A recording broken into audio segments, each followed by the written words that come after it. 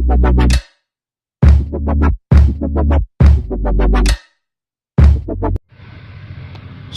what's up sa inyo mga kalakotsero, no? Another day, another vlog. Peace. So, ngayon, kung napapansin nyo sa bintana namin, no? Ayan, madilim na, no? Yung bintana namin wala namang natatanaw, no? Kundi pader din lang ng aming kapitbahay, no? Ganun talaga dito, dikit-dikit yung mga bahay. So, pero may matatanong ka dyan, pag dito sa side na to, wala nang pader dyan sa side na yan. So, may matatanong ka rin dyan, no? So, ayun, nakikita nyo na nga, madilim na sa labas kasi gabi na. Ano na ngayon? 9:14 or 9:15 na ng gabi dito, no? So, ayun, halos kakauwi din lang namin galing sa school kasi ngayon naganap yung baccalaureate mass namin. So, ayun, okay naman. May mga konting iyakan portion, no? Kasi maraming naganap, no? May maraming mga pinagawa yung si Father, yung nag-miss sa amin. So, yung mga pagpapasalamat sa mga naging part ng buhay mo ng college, sa mga magulang, sa mga guardian mo. So, yun, may mga konting iyakan portion, no? So, ayun, kaya ako nag-vlog ngayon kasi meron tayong i-unbox ngayon. So, excited na ba kayo? So, ako din, na-excite din ako kasi kahapon ko pa to na nabili, no? Alam mo talaga, vlogger na yun, nag-unbox na tayo talaga ngayon. So, first time to, mag-unbox, no? Kahapon ko pa nga ito nabili. So, kasama ko yung si Pabobongal, yung girlfriend ko sa pagbili nito kahapon. So, alam niya ako, ano yung pinagdaanan namin kahapon, talagang kung saan mall kami nagpunta para lang mabili to kasi nga nagkakaubusan na kasi sikat na sikat siya, no? So, itong i-unbox natin ngayon is maaaring makatulong, maaaring gamitin ko sa pagbibideo, sa pagbablog natin. So, ayun, i-unbox natin siya ngayon kasi excited na rin ako na ma-unbox. So, actually, bukas na siya kasi nung pagkabili namin, syempre, kailangan buksan para i-test kung okay ba yung nabili mo, tapos kung gumagana ba, kung okay ba lahat-lahat, yung appearance, lahat-lahat, kung okay ba. So, ayun, bukas na siya, pero sige lang, hindi ko pa naman siya ginagamit. So, nandun pa rin siya kung saan siya nakalagay. So, nandun lang siya. So, ngayon, i-unbox natin dito. So, matapos ko itong i-unbox, siguro gagamitin ko na, no? Ngayon is April 16. So, itong video na to is baka matagalan pang ma-upload, no? So, baka next week siguro. Sana ma-upload natin agad. So, ayun. Excited na ba kayo? So, eto na.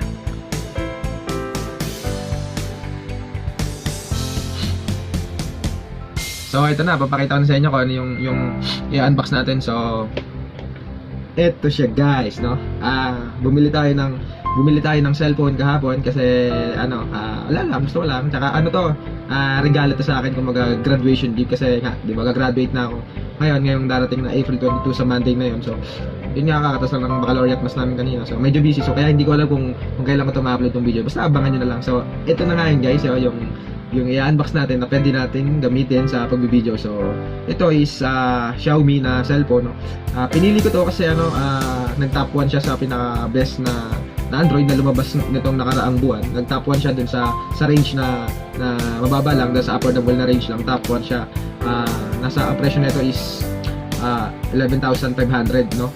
So, tatlo kasi to. So, merong 7,000, merong 10,000, tapos ito 11,500. Ito yung pinakamataas. So, ito yung global version. So, ito na.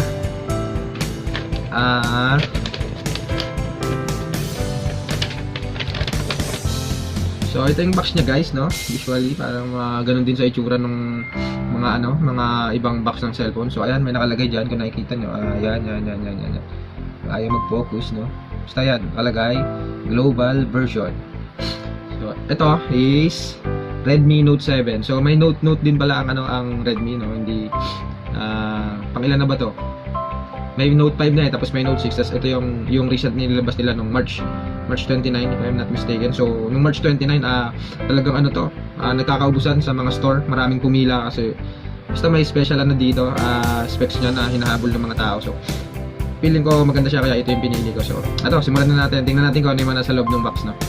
Ito, Redmi Note 7. Alam ko may lalabas na to na Redmi Note 7 Pro na mas maganda, siguro mas tumaas na konti dito, no? Pero maraming nagsasabi sa ibang nag-unbox ng ganito na mas maganda nga daw yung lalabas na Redmi Note 7. So, ito, tingnan na natin kung ano yung nasa loob nito.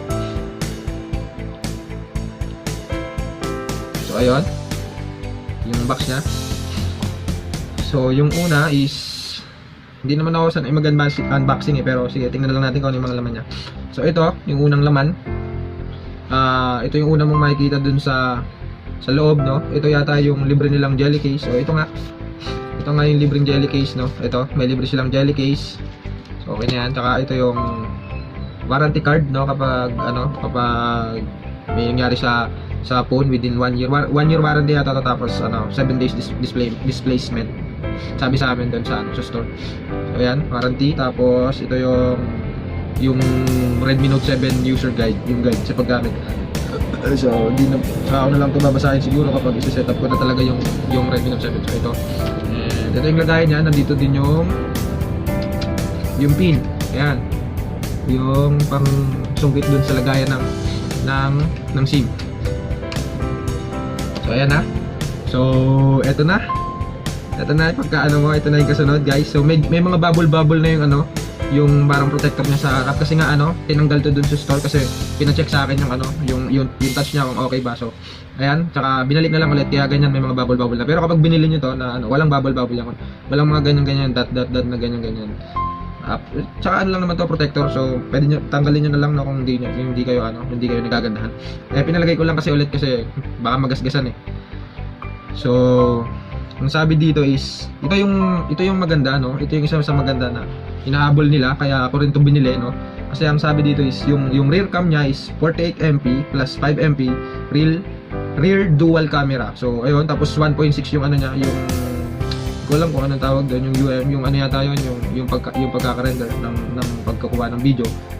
Tapos 6.3 inch FHD plus full screen display. Naka full screen din siya, kamukha ito ng iPhone X yata. Basta ganoon yung full screen, tapos isang camera lang din dito sa taas. Hindi ko alam kung anong iPhone yun. So parang kamukha siya noon. Tapos ito pa yung isang maganda dito sa mga gamers. So ako naglalaro din kasi ako ng ML. So ito yung isang maganda, na siya, Qualcomm Snapdragon 660. Tapos naka octa-core siya. Tapos 2.2 GHz. Tapos yung battery niya malaki din, parang sa mga Asus phone na ito is 4000 mAh. High capacity battery na yun. So ayun, ito yung laman niya. Ito na yung phone, Tsaka maganda dito yung glass niya is matibay. Kaya ako lang pinabalik to, syempre, 'di ba? Para maiwasan na rin yung gas-gas, Yung niya, yung screen niya is Gorilla Glass 5 ata. Basta matibay na, hindi daw madaling mabasag 'yon.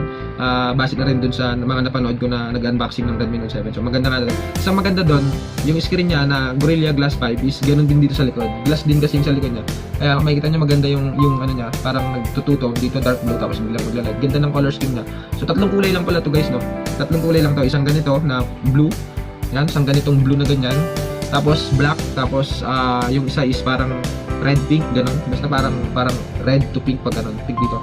So parang nagtututo na yan, ganyan. Nagtututo siya, tapos glass yung likod niya. So ayun, ingat lang. So kabit na muna natin yung jellyfish na libre, jellyfish niya. Para iwas kung mabagsak, mabitawang man at least, di ba? So nakakatakot hawakan, pero lang, maliit lang naman siya, madaling hawakan. So ito, yung libreng jellyfish nila. Kabit natin. So ayan. Wala, manipis lang, hindi naman. So okay naman. So tingnan pa natin yung ibang nasa loob ng box. So ayan, dito yung nakalagay. So tingnan natin yung nasa ilalim. Dun sa mga kung gusto niyo makakita talaga ng full specs ng cellphone, hindi naman ako magaling din sa mga specs niyan. Basta lang kapag bibili ako ng ganyan is napanonood din lang ako sa YouTube, tapos minsan sinesearch ko sa Google. So kung gusto niyo malaman yung full specs niya, hindi search niyo na lang sa Google, o kaya manood kayo ng ibang unboxing sa YouTube na mas detailed, So ito, papakita ko lang naman sa inyo 'to yung binili ko. So ang laman lang niya sa loob is ito, yung charger cord na Type-C siya, guys, hindi siya USB type, ito yung kanyang charger head. Tapos yun lang. Wala siyang headset. Ganun nga pala sa Xiaomi.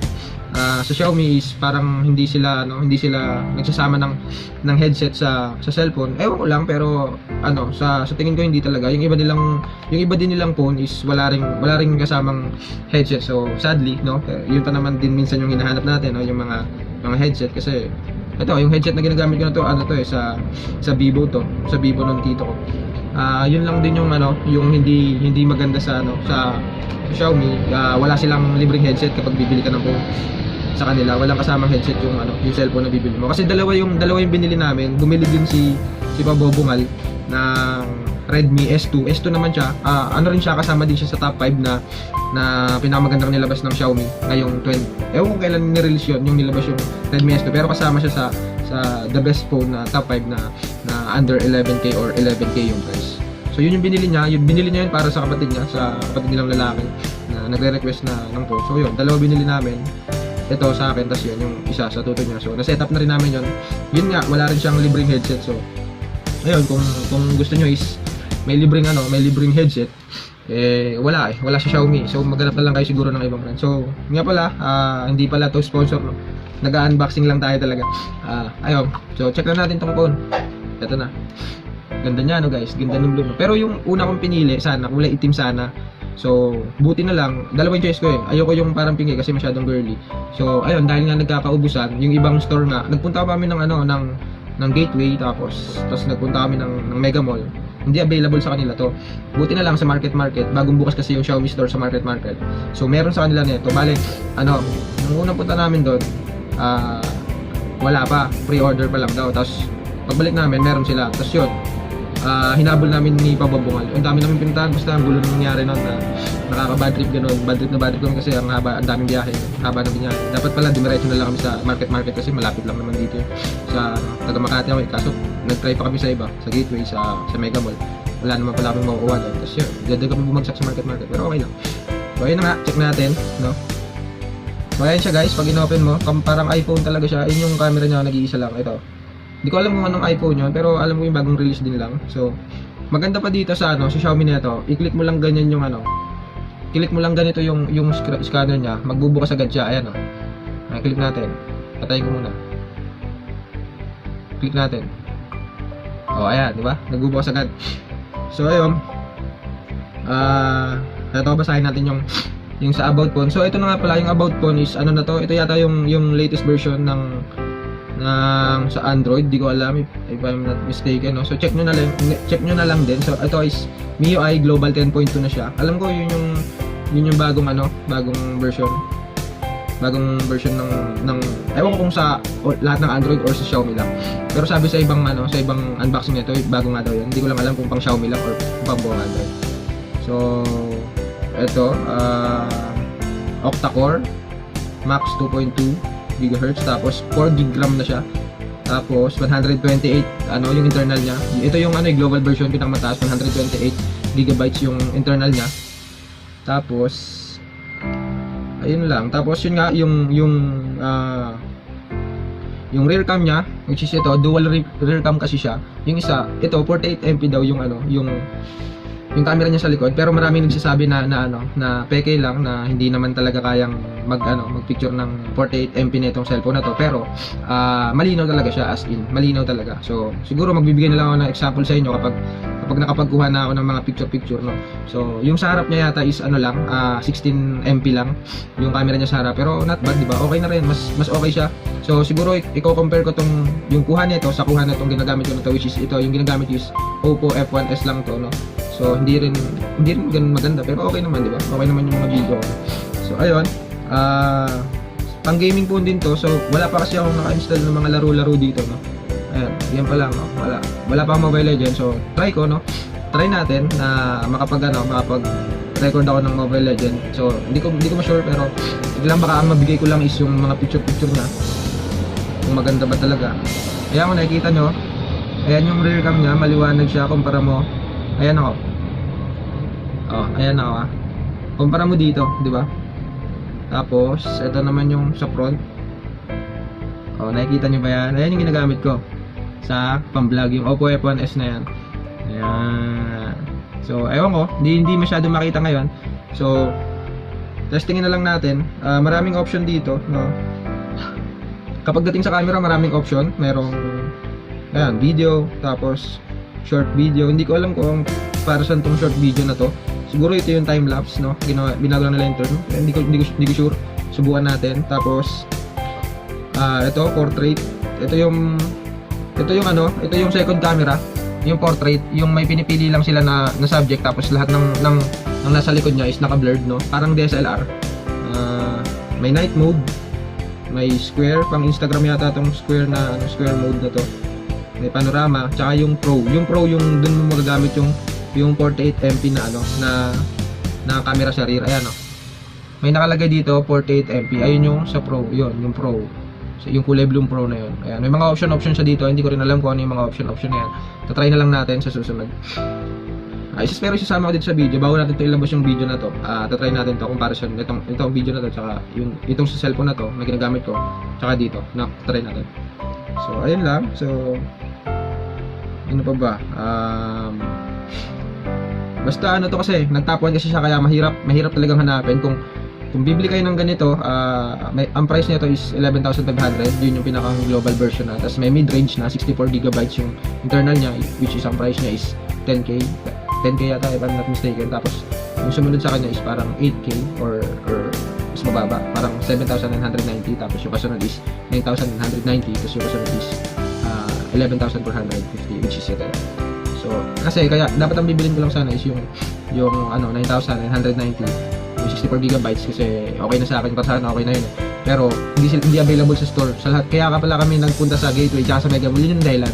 Hinahanap namin yung 64GB kasi nagpunta na kami ng market. Wala silang stock nun. Tapos sabi din nila is baka wala silang makuwang 64GB. So ang makukuha lang nila is yung 32GB tsaka yung 128GB, which is ito yun, global version. Kaya kami ni Pabobungal nag-try muna sa ibang store.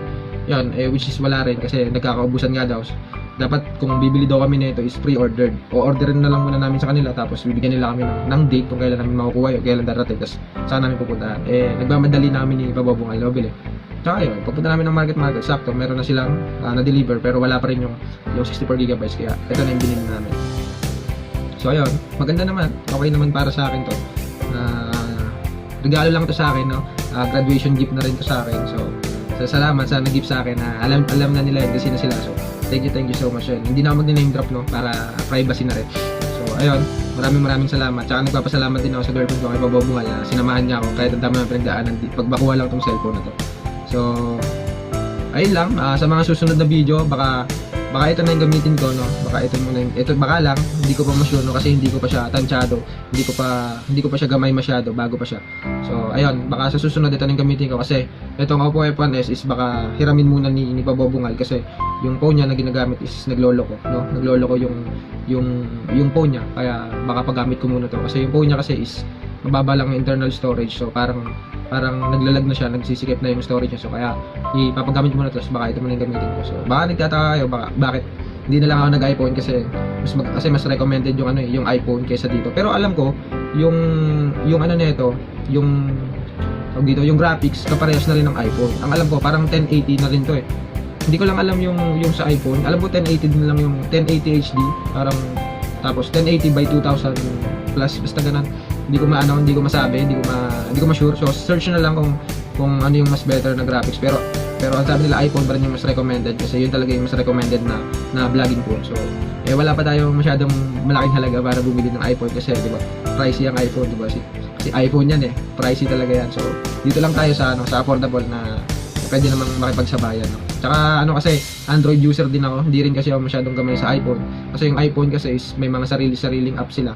So hindi ka pwedeng basta-basta mag-download doon kasi may mga sarili silang app. So eto, abangan nyo yung mga susunod na video. Tingnan ko kung gagamitin ko na to sa mga susunod na video. So ayun lang guys, yun lang yung laman. So cellphone, pre-jelly case, tapos yung charger niya na type C. So ito yung charger na, ayan, type C, dalawang speaker dito, tapos ito yung power button, tsaka yung volume button, tapos ayan yung camera sa likod, dual camera, tapos fingerprint, tapos dito ayan, yan yung lagayan ng SIM. Kaso yung lagayan niya ng SIM is hindi siya yung ganito lang siya, anong tawag dito, hindi siya nano lang siya, hindi siya hybrid. Yung dalawang SIM malalagay mo, at the same time makakapaglagay ka pa rin ng SD card. Ito hindi. Kapag naglagay ka ng dalawang SIM, hindi ka na pwede maglagay ng SD card. Pero kapag naglagay ka ng isang SIM, makakapaglagay ka pa ng SD card. So yun din yung parang hindi ko nagustuhan dito. Kasi kasi ako gumagamit ako ng dalawang SIM tapos naglalagay din ako ng SD card. Parang dito sa Oppo F1s ko, ganun siya, hybrid, dalawang SIM tapos may SD card. Kaso ito, hindi pwede. So okay lang, no choice naman tayo. Baka tanggalin ko na lang yung SD card tapos lagay ko yung dalawang SIM ko. So ayun lang guys, no. Hopefully maging okay to, no. Hopefully magamit na natin sa mga next video natin tong cellphone na to. Ulitin ko, hindi tayo sponsored nito. So ayun, ito nga pala yung saksakan ng headset, nasa taas siya. Nasa taas yung saksakan niya ng headset, no, dito. So maganda kasi, di ba, kung nanonood ka ng video tapos gusto mong ipatong na pa ganyan, nandito yung headset niya, wala sa ilalim. Kasi yung cellphone, yung ibang cellphone na sa ilalim, di ba? Katulad nito yung Oppo F1s. Kapag nanonood ako ng portrait, nandito yung headset niya. Hindi ko matayo, kailangan ipagano kayo pa-rotate. Minsan kasi kapag nakahiga ako sa kama, gusto ko pa-portrait yung tayo yung cellphone ko pag ganito. Kaya parang mas okay sa akin to na nasa taas yung port ng headset. So depende naman yan sa gusto ng mga tao. Para sa akin mas okay itong nasa taas. So ayun lang, no. Yung detailed na unboxing nito, nakasama talaga yung specs, kung ano yung mga ano nito, mga disadvantage at advantage nitong phone na to. Siguro hindi ko sa inyo masasabi kasi hindi naman talaga ako hindi ako magaling sa mga ganun-ganun, kumbaga. Basta lang bumibili lang ako tapos tinitingnan ko lang kung sa YouTube kung maganda ba yung klaseng cellphone na yun. Ganun lang, nanonood din lang ako sa YouTube, sa ibang channel, no? Sa ibang mga vlogger na about sa mga technology yung mga binablog nila. So doon lang ako nanonood. So kung gusto niyo malaman kung ano talaga yung specs na ito ng detailed, manood na lang kayo sa ibang channel, sa mga technology yung mga kino-content nila, kasi doon may makukuha pa kayong mas detailed about sa cellphone na to. So ayun lang guys. So maraming salamat sa panonood kahit wala namang kwenta to. Nagyabang lang ako ng bago kong phone, no? So hindi naman, gusto ko lang din talagang share sa inyo na may bago tayong gagamitin sa pambablog. So parang ganoon na rin, parang nagyayabang na rin. Ito, bagong cellphone ko. So ayun, maraming salamat. So kung gusto mo pang mapanood yung mga next video ko, i-hit mo lang yung subscribe button dyan sa baba, i-ring mo yung bell, tsaka mag-comment ka, i-like mo na rin, tapos i-share mo sa mga friends mo, baka sakaling ma-inspire sila sa mga. So ayun na nga, tapos na yung unboxing natin. Kung nakikita nyo, maliwanag din sa labas kasi bagong araw na to, hindi lang ako nakapag-outro nung gabing yun. Kaya ngayon natin gagawin yung outro, no? Kasi hindi kompleto yung video ko, yung plato, kapag hindi ko nasabi o pag hindi ko nagawa yung outro ko. So ayun na nga, salamat sa panonood mga kalakotsero. Salamat sa panonood ng walang kwenta kong unboxing ng cellphone at o nung bago nating sandata. So peace, dream big, make it possible, dream big, do big mga kalakotsero. Always be positive para happy lang ang buhay. Hanggang sa ulitin, tuloy-tuloy lang tayo mga kalakotsero. Abangan nyo yung mga susunod na video pa. Marami pa tayong susunod na video. Peace.